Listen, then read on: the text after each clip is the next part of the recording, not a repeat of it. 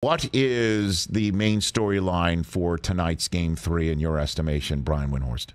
Well, it's not what everybody's talking about. Everybody's talking about stupid technical fouls. But to me, I don't even think you need to look at the score of the game as the game is going on. I've tried to lobby our fine producers at the television network here to have a running tally of Celtics turnovers, because the only thing that really is is the barometer of whether the Celtics win or lose this game is their turnovers.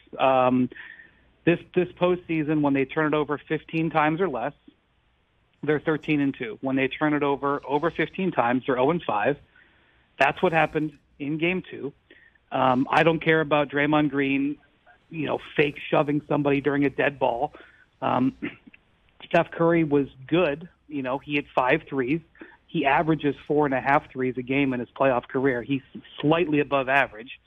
The Warriors scored 107 points in Game 2, and they got 33 points off of the Celtics turnovers, which is the second most in the last 25 years. And the turnovers that the Celtics make are mind-numbing. They just throw the ball to the other team. It has happened throughout the playoffs. It's happened like 2.5 times a series. It's wild.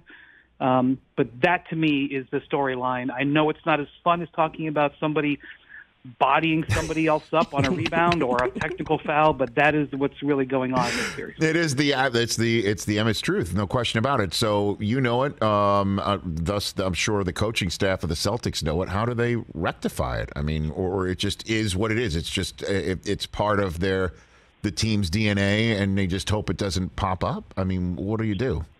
Why don't your children clean their rooms?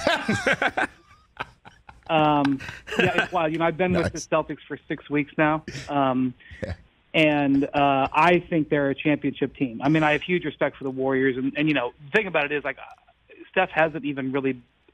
He's been good. He hasn't been great. If Steph is great tonight or another game in this series, he will single-handedly beat them. If he has an 8 or 9 3-point game, which obviously he's capable of doing, he'll beat them. But Steph, even though his numbers are good, he's just been okay. He had one incredible quarter in Game 1.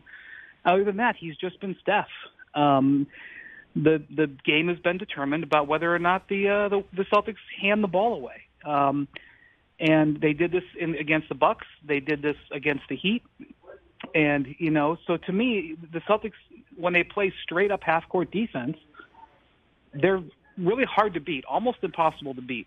They haven't been able to – they've been consistently able to win when they've played just straight-up half-court defense without, handing the ball away. So, to me, that's it.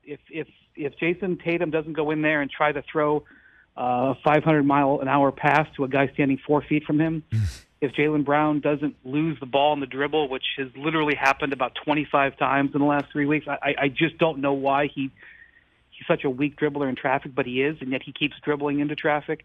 It's kind of mind-numbing to watch it. And that's what is really probably going to be a factor for the rest of the games in this series. And then so the Warriors clean up what?